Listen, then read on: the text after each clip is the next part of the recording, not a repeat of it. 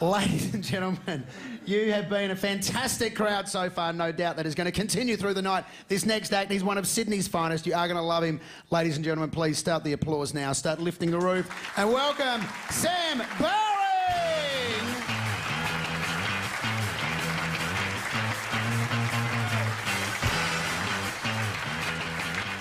G'day there, folks. How you doing? My name is Sam.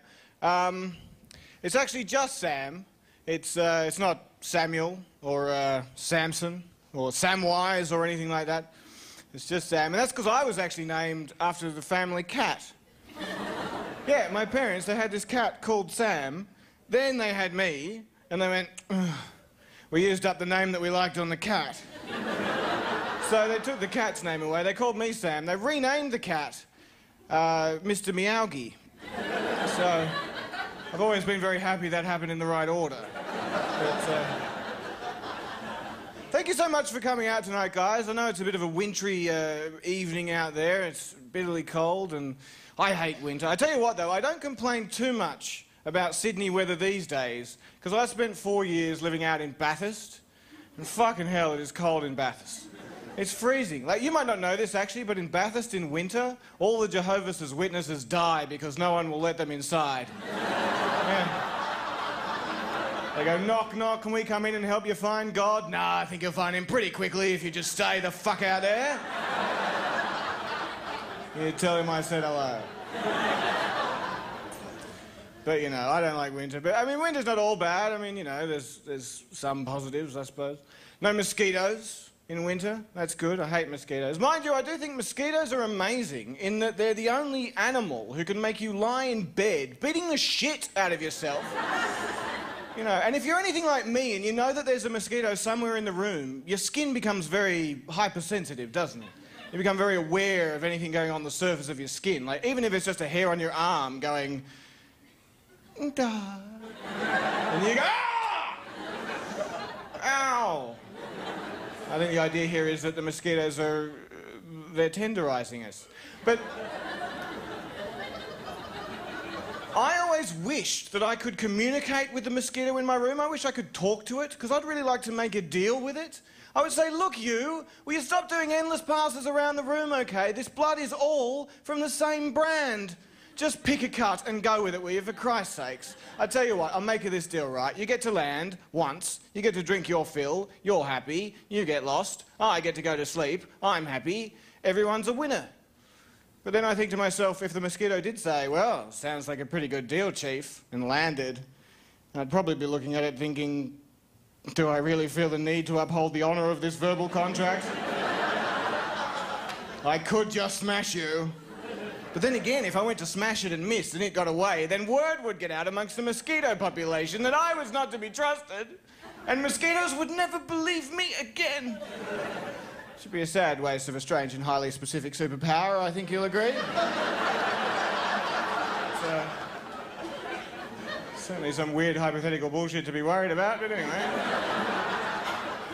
I'll tell you this, ladies and gents, I was working on my computer today and everything crashed, everything went down, and I lost all my work, and the computer came back and told me that it had an unknown error. And I was like, well, that's pretty vague. For a think machine, you know? I can't get away with that. People can't get away with that. If I go down the shops, specifically to buy milk, and I come back and I don't have any milk, I don't get to go, well, must have been an unknown error. You know? No, I know where I went wrong. But in my defence, that butterfly was asking to be chased. Yeah. And I'd do it again, too. In a flash. We're a bit strange with butterflies, don't you think? You know, like, what do you do when you find a caterpillar in your garden, huh? You smash it! You go, smash you, fuck you! How dare you learn to live alongside us even though we've torn down your rainforests and turned them into Harry Potter? Fuck you and die. But then you see a butterfly and you're like, oh, what a beautiful butterfly. Maybe I'll go home and paint a picture of that. You know, it's just a bit of a weird double standard. It's like in human terms, right? You're walking down the street, you see your mate Steve, you're like, oh, g'day, Steve, look at you, looking good, man, looking all grown up and adult and stuff, huh? Is that your kid? You ugly little horror. Don't you talk to me for a few years.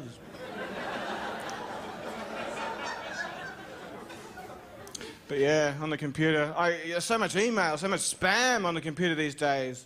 It always makes me wonder, what would it be like if you really were a Nigerian prince trying to shift your fortune on the internet? It's got to be frustrating, isn't it?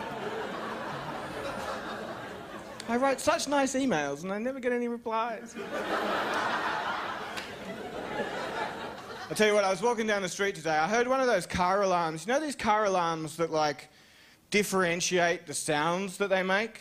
Like, they start out pretty normal. They start out just going, boo, boo, but then they get bored with that. It's time to vary it up. They start going, boo, boo, ho, ho, ho, ooh, ooh. I'm like, that is an annoying way to ask for help. You know? That's like if I was walking down the street, right? I look down a dark alley, there's someone getting mugged down there, and they're going, help me! Help me! Help me! Help me! Help me! Help me! Help! Help! Help! That's so annoying, I'd probably go and help the mugger. Just shut the fuck up, will you?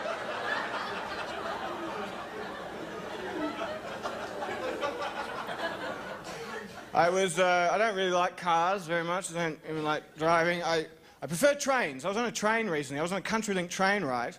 And in the seat in front of me, there's like, you pull out like a laminated slip of safety instructions, sort of like you get on a plane. And it says things like, you know, if the train crashes, die, you know. And one of the things that caught my eye was it says, you may not bring any live animals on a CountryLink train except for guide dogs or other assistance animals.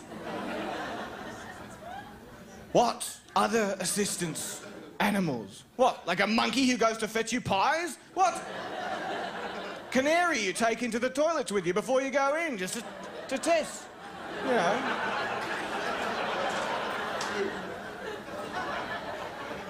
Any animal could be an assistance animal, really, don't you think? I mean, what do you mean I'm not allowed to bring my mongoose on the train with me? Well, you're not. It's an assistance mongoose, though. It's an assistance mongoose. What do you mean it's an assistance mongoose? Well, it ensures that my overhead luggage is at all times kept free of king cobras. So, you know.